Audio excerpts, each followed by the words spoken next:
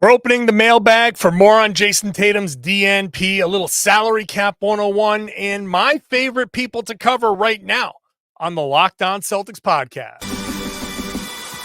Thanks to Blockbuster Brand, it's holiday season. Drop Drew in the mix, and 3 from KP. No, we not on the Knicks. Flushing competition like Al on Giannis. Juice and Big Juice, still Beantown's finest. Banner 18 going up in the rafters. Watch the C's game in Locked On after. Karalis on the breakdown. Clutch like a tip from D. White on the breakdown. John on the mic documenting domination. Matter pen a back bay, it's all C's nation. Rain and J's, how we started raising business. How we finished. Locked On Celtics pod, home of the winners. Peace. Hey there, welcome back to the Locked On Celtics podcast, right here in the Locked On Podcast Network, where it's your team every day, and I got you covered every Monday through Friday. That ends this week, but it's generally a Monday through Friday podcast. Next week, for the dead period of August and September, we go to 3 days a week until the end of September, when training camp and media day and all of that stuff opens back up, and we're back to 5 days a week. So subscribe wherever you get your podcast. If you're new to the show, welcome aboard. Get into that YouTube page, head into that comment section, join your fellow Celtics fans and letting us know what you think about the topics, what I've said, how I've said it, whatever. I'm John Karalis. I used to play a long time ago. Now I'm covering the Celtics as a beat writer for Boston Sports Journal. I've also written Built Different, a commemorative book celebrating the Celtics' 18th championship. Pick it up online or at local booksellers in the New England area, or maybe at a Walgreens or Sam's Club or BJ's there in those kinds of places as well. Today's show brought to you by Gametime. Download the Gametime app, create an account, use the code LOCKEDONNBA for $20 off your first purchase. Terms apply. We're in a mailbag episode. Normally I like to do mailbag Monday, but Monday was a little bit of a different thing with the Tatum DNP, which has driven everybody crazy. Lots of reactions to that. If you missed that episode, go check that out. Lots of conversation in the comment section there. You can join in that and just have some fun while that video is playing. Later on, my favorite interviews, we'll get to Anton Watson. Second segment will include a salary cap 101. I got asked to do that.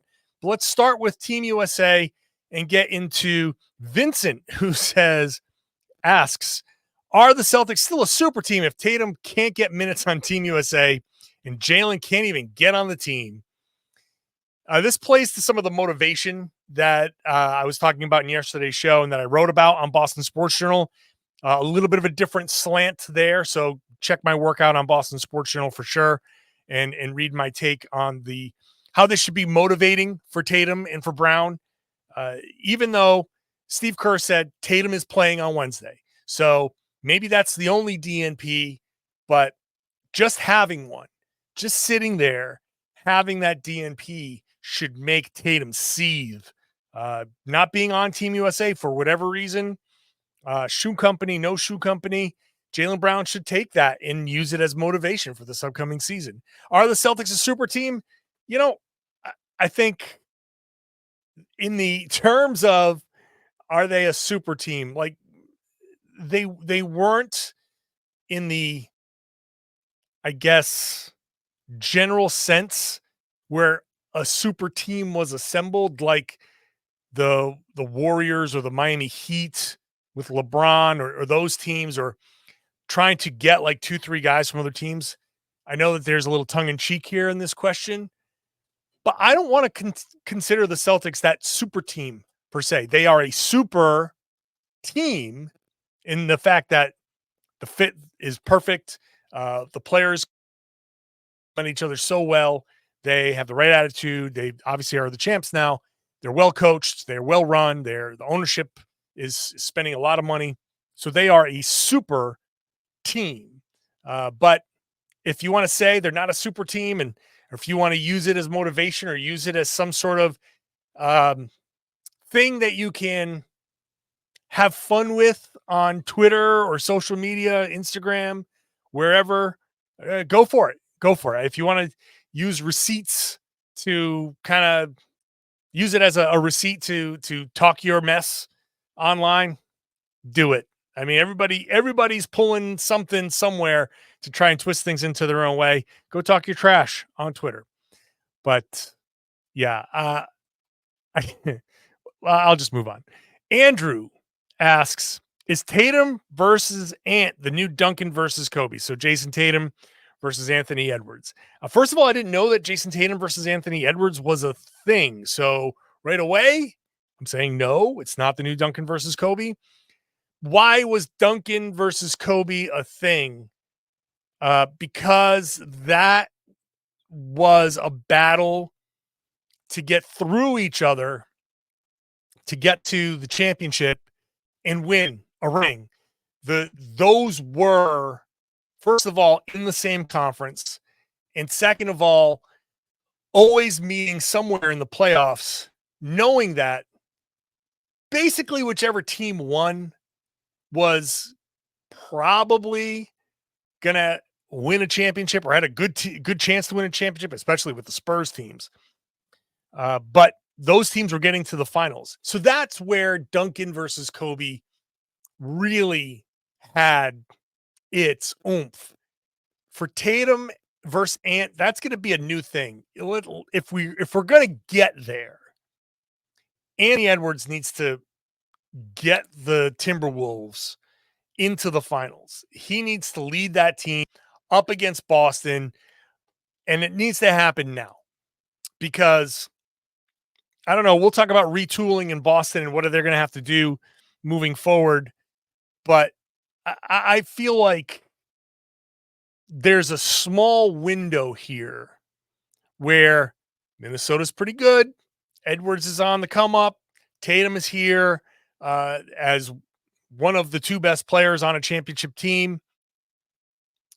They need to meet a couple of times and probably more than a couple of times, but they need to have some sort of rivalry kind of starting. I haven't seen Edwards versus Tatum in anything besides maybe some conversation about Team USA and the Olympics and all of that.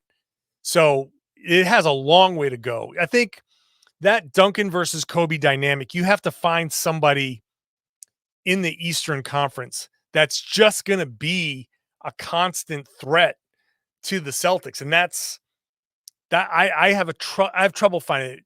Giannis, Tatum versus Giannis is more likely to be that, but I don't even like that right now. I don't know. It's not Tatum versus Embiid. It's not Tatum versus anybody on the Knicks. I don't see that one. It might be Jimmy Butler. The Celtics in Miami are the closest thing you're going to get to two teams constantly butting heads, but you can't have that. Like Butler coasts too much in the regular season. Miami has struggled the last, this past season. And okay, they went on that magical run a couple of seasons ago. Again, credit to them for that. But that whole lot went right in that run for them to make it. I don't see Miami versus Boston evolving into one player versus one player. It's just not how this thing is working. I don't see an individual matchup kind of rising to that. I just don't see it with the Celtics. Who's your rival? Who's Tatum's rival? I don't see one guy who's Tatum's straight rival. And that's not the strength of the Celtics. That's not the strength of, how they get to be good. And Jaylen Brown is just too good to be, like Duncan and Kobe were unquestionable. Well, Kobe and Shaq together, but after that, it was definitely Kobe and then Pau Gasol and then those guys. It was Duncan, but also Ginobili was awesome and Tony Parker is awesome, but it was Duncan and then those guys. This isn't Tatum and then it's Tatum and Brown and these, Derek White and Drew Holiday, Porzingis, Hortley, they all have that drop off between Tatum and everybody else. It's not there. Jaylen Brown is very, very close. So it's just different. I'm not seeing anything like that. All right, let's get into CBA 101. I use a lot of collective bargaining agreement terms. Maybe not everybody is used to it. So a quick few minutes to set it up, take your notes, record it, however you need to do it. That's coming up next. Today's show is brought to you by Gametime. Whether you're in Boston or some other city, if you want to go to a baseball game at the last minute, Gametime is the app to download, because when you use the Gametime app, you can get last-minute tickets at up to 60% off at not just baseball games, sporting events, but also theater, comedy, concerts, anything basically that has tickets that are sold online. So here's how it works. You download the Gametime app. You use the code LOCKEDONNBA. You'll get $20 off your first purchase. You also have access to flash deals, which are exclusive in-app deals for select seats ahead of these events. You have zone deals where you can pick a section and Gametime picks the seats, and you can save a little extra money that way. You can toggle all-in pricing so you can get all the fees up front and know what you're paying for once you head to the checkout. And you can get a seat view so you can get that panoramic look at what you're going to be seeing when you get to these events. Again, download the Gametime app, create a new account, use the code LOCKEDONNBA. You'll get $20 off your first purchase. Terms apply. So create that account, redeem that code LOCKEDONNBA for $20 off. Download Gametime today. Last minute tickets, lowest price guaranteed. Thanks for making Locked On Celtics your first listen every day. Go check out Locked On Sports Today. It's streaming 24/7 on YouTube. It's on the Amazon free Fire TV channels app. It's all the big talk, all the big stories, and real conversation, not fake arguing. That's a real big distinction between what we do here and what they do everywhere else. We mean it when we say it. So real conversation on the biggest stories. Check it out, Locked On Sports Today. Chris says, hey, John, can you give us a 3-minute crash course in salary cap 101? I hear you talking about first apron and second apron, but don't know what that means. How do owners think about navigating luxury tax and paying taxes? Do they even care? Thanks. Okay, Chris, here it is. As far as owners and different owners care at different levels. Celtics owners care when they don't want to pay taxes. They haven't wanted to pay taxes when the team isn't truly a championship contender. So a couple seasons ago, they tried to duck under the tax. People were calling them cheap, all of that stuff. When they are a contender, they pay. This is going to be next season, not this upcoming season. The following season is going to be maybe the most expensive team in NBA history. So they don't care. But other teams, you can tell, Charlotte has maybe never paid the tax. Other teams have maybe never paid the tax. Watch Denver. They let KCP get away, and that was a purely tax move. So you can tell some owners care, some owners don't. How they navigate the luxury tax, that's letting players go. So, okay, let's get into terminology.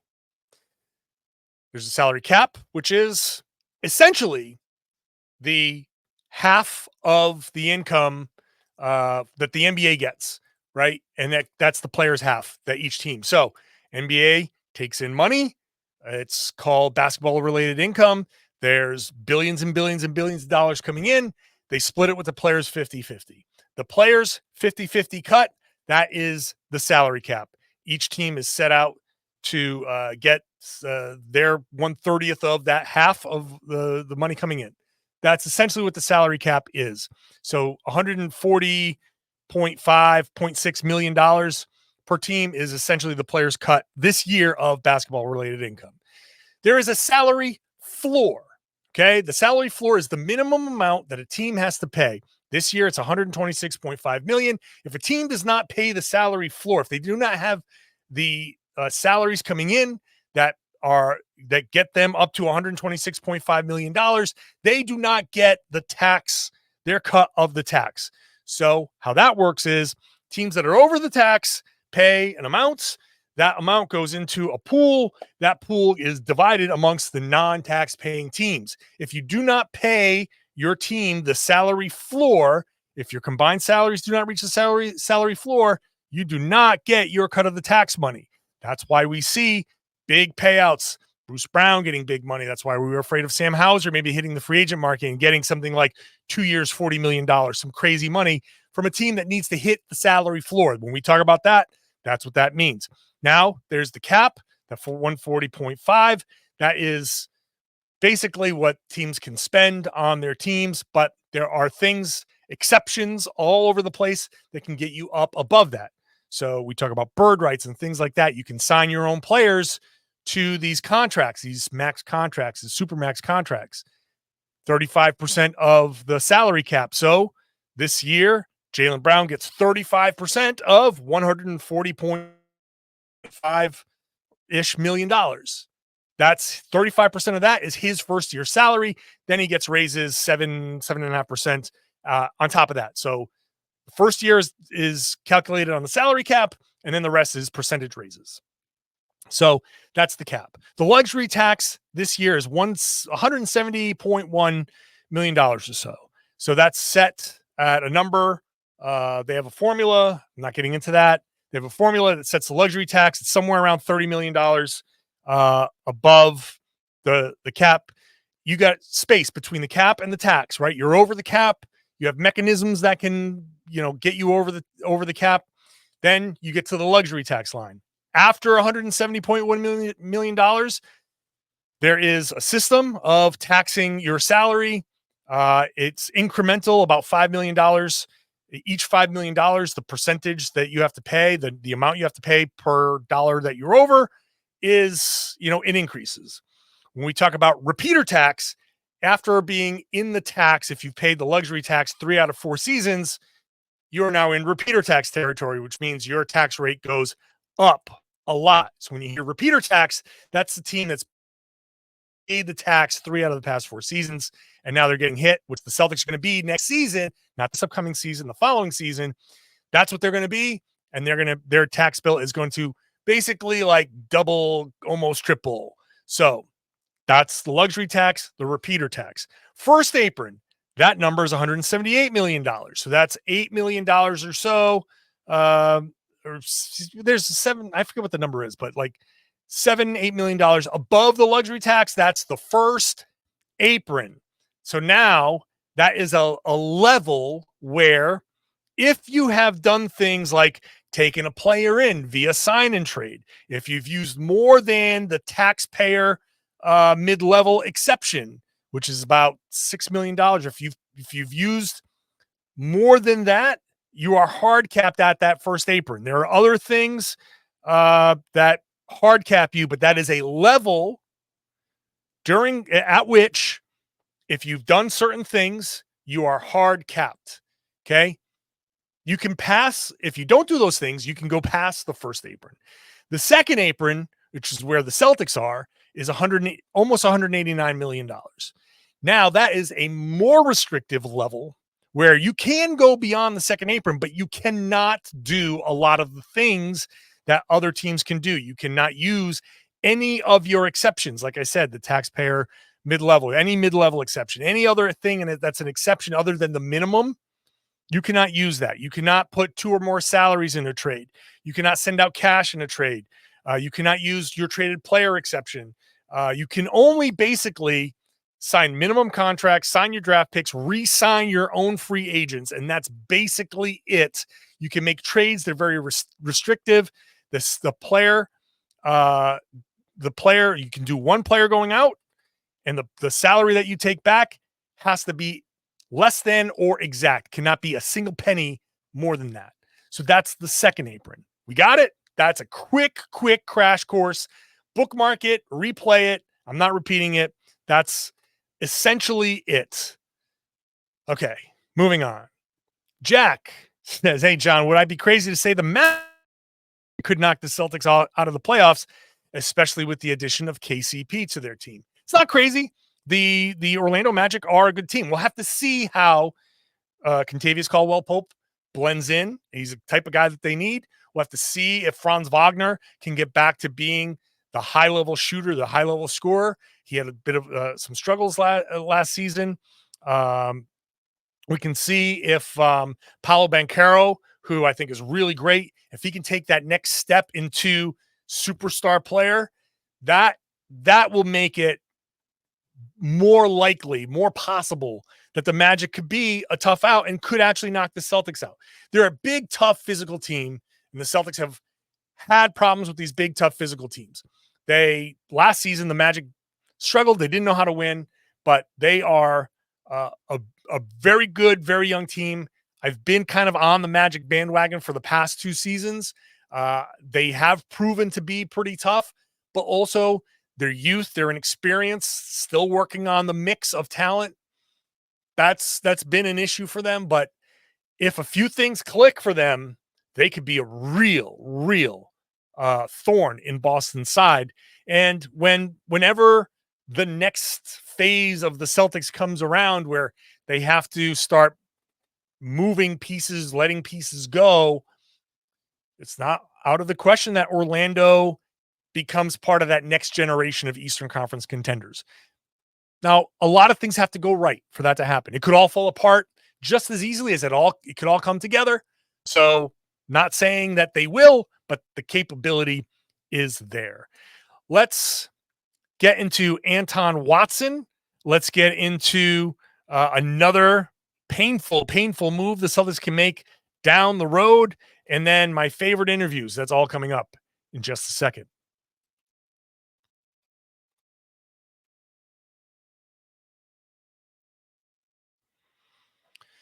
Wrapping up the mailbag here, which you can submit your questions at johnkaralis.com/mailbag. johnkaralis.com/mailbag. Should have probably said that at the top of the show, but that's the only place I take the questions, the only place I see the questions. I'm sorry, I don't see them in all the comments or tweets or Instagram DMs or anything like that.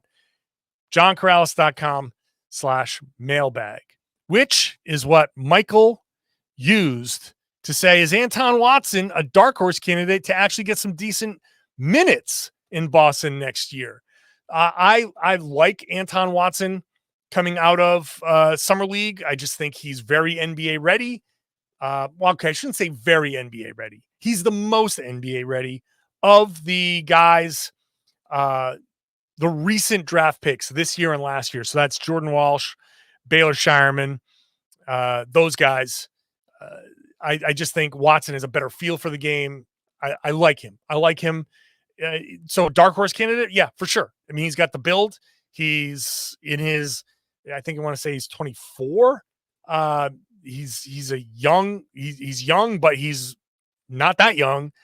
He's a mature basketball player. He's an adult, right? These kids coming out of high school, 18, 19, coming out of college, I should say, first year, one and done guys. Those are like kids to me. I can say that. I'm in my 50s. I can call a 19-year-old a kid, but no disrespect intended. But for 24, you're a grown man, and that's I like where Watson is. So I think he's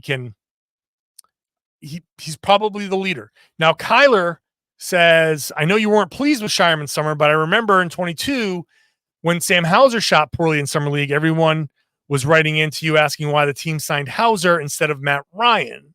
Do you think you could see a similar arc from Scheierman as we did with Sam Hauser? So the Hauser thing was a little bit different because we had a year of Hauser under our belts there. So we kind of knew that Hauser was working on shooting more off the dribble, those types of things.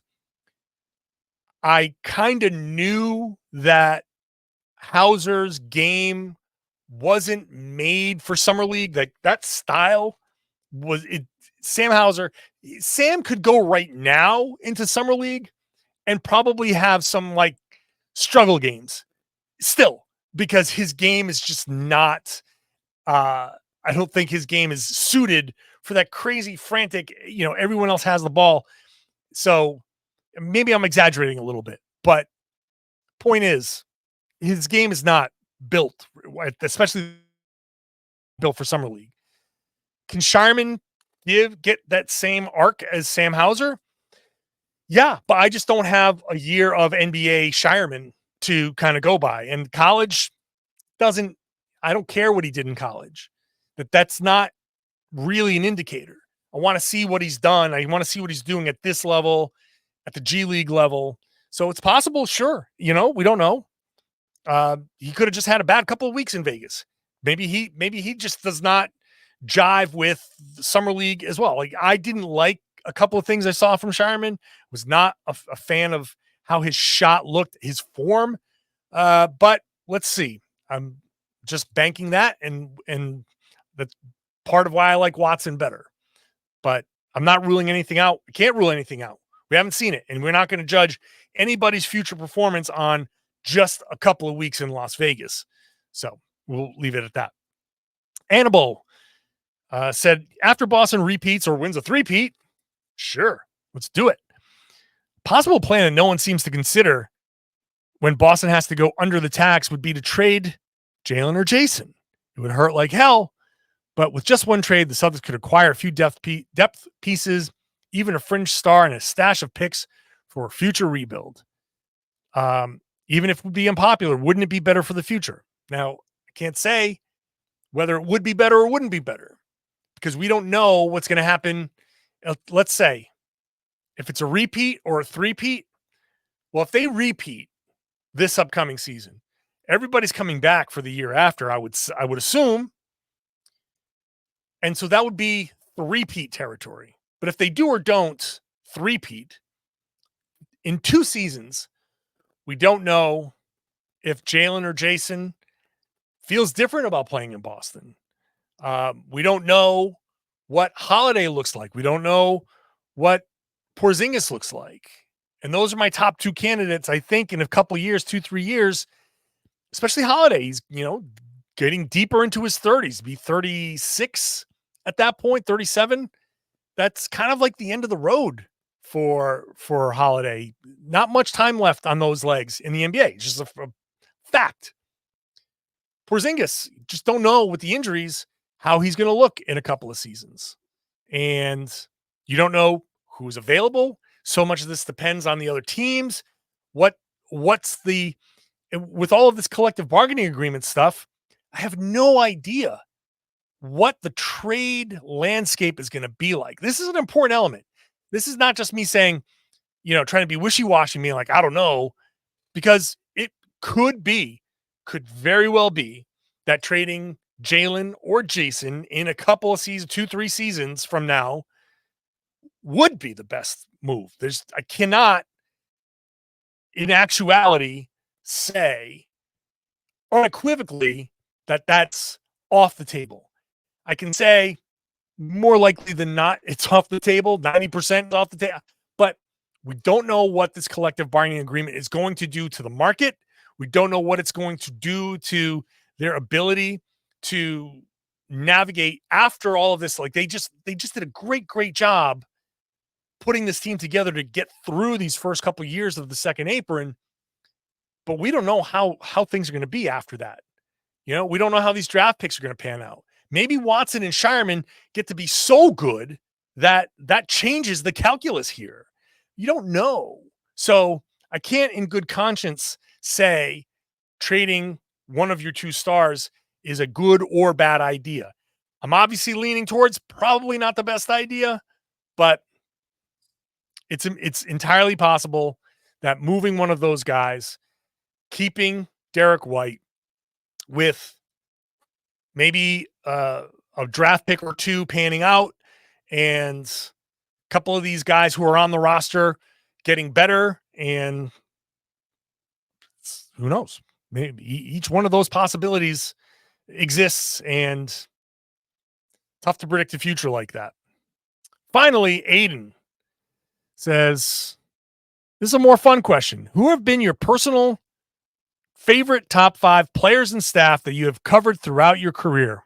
Could be reasons such as personality, most fun to ask questions, covering over a podcast, generally your top 5 people you've covered that you enjoy the most. Well, thanks, Aiden, for that question. So I'm going to say probably number 1 is Kemba Walker, who always a smile, always accommodating. I've told this story on the podcast before. I've talked about how Kemba was always forthcoming.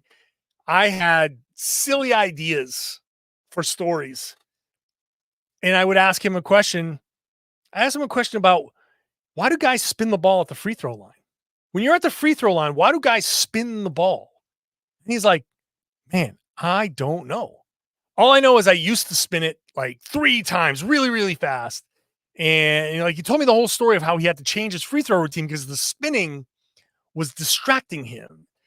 And that's a thoughtful answer for an admittedly silly question, but he gave me the time and thought about it, told me a personal story about it, and moved on. He told me it was so great.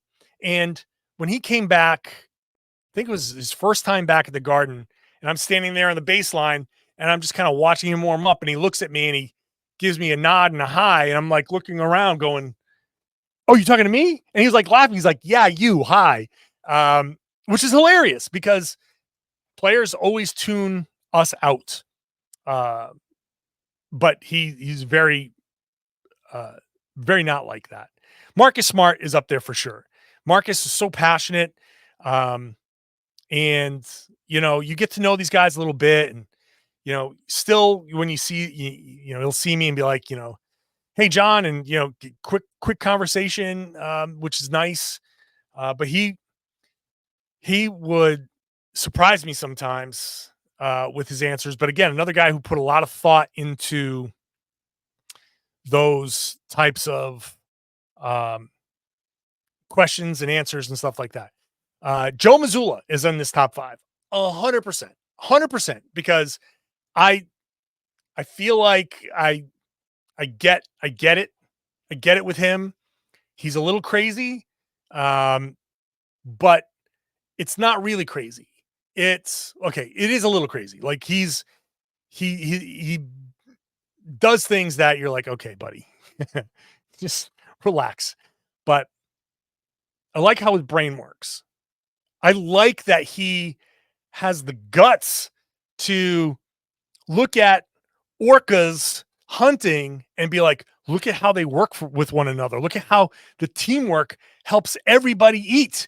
And he tells NBA players, look at these killer whales working together so everybody could eat. This is what you guys should be doing. It's in nature. It's in us. It's genetic. And you're like, yeah, that's nuts, man. That's absolutely crazy, but also makes perfect sense to me.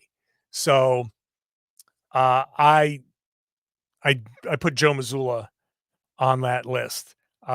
Weirdly, Jay Larranaga on that list because I talked to him extensively for a story I was doing with him and Marcus Smart, and he's another guy. Like, he always wanted to be a head coach, and he hasn't gotten a head coaching gig, and I don't know if he's going to become a head coach in the NBA, but he's a damn good coach.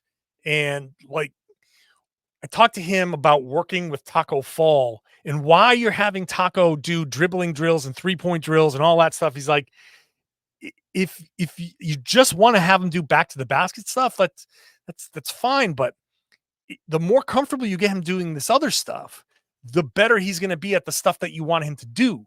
Because if you get him doing the uncomfortable stuff well, how much better is he going to get at the comfortable stuff?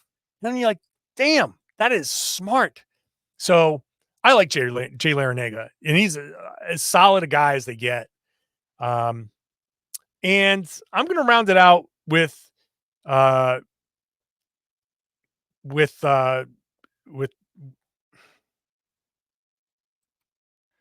Jermaine Buckner. I drew a blank for a second there. Jermaine Buckner, who spent one season here, and just went to Charlotte. Nicest guy. Absolute nicest guy. Just, I didn't use him in any story. I didn't use him in anything other than background, like just feeling, just a little information here or there about players, just little things, nothing even significant, just to kind of guide me in a direction. But he is the absolute nicest guy. Where I had a running thing with him all season long where I'm like, I'm going to get you to say one negative thing. I'm going to get you to say one negative thing this year. It could be like, oh, the arena is too cold. It could be anything. But I just want to get you to say something that's negative. just because he was so positive and nice about everything. I'm like, I want to see if there's if this is a facade or what. He never did it once. Never. Now he probably saw it coming after I told him that, but I couldn't even sneak one by him. I couldn't even like slide one into conversation. He just never bit. One of the nicest guys in the NBA for sure. So congratulations, Charlotte. You got a good one there. And good luck to them. Good luck to them. I think Charlotte is probably on a path to kind of fill that space whenever the Celtics do have to turn things around and rebuild. Maybe Charlotte can get good in that time, and Charles Lee and Jermaine and everyone else can have some fun there. All right, that's the Mailbag episode. Back tomorrow with much more. Also, Team USA playing on Wednesday, so I'll have something to talk about there. We'll see if Jayson Tatum actually plays. We'll see if Jayson Tatum plays and plays well. Whatever. We'll talk about whatever happens in Celtics land. So make sure you're subscribed wherever you get your podcast. Watch the show on YouTube. Get into that comment section. Join your fellow Celtics fans and have a conversation. Make the YouTube comment section a home for you to chat and mingle with Celtics fans. So do that. And I would love it if you are a subscriber, if you share the podcast and told everybody they should be listening and watching the Locked On Celtics podcast here on the Locked On Podcast Network. It's your team every day.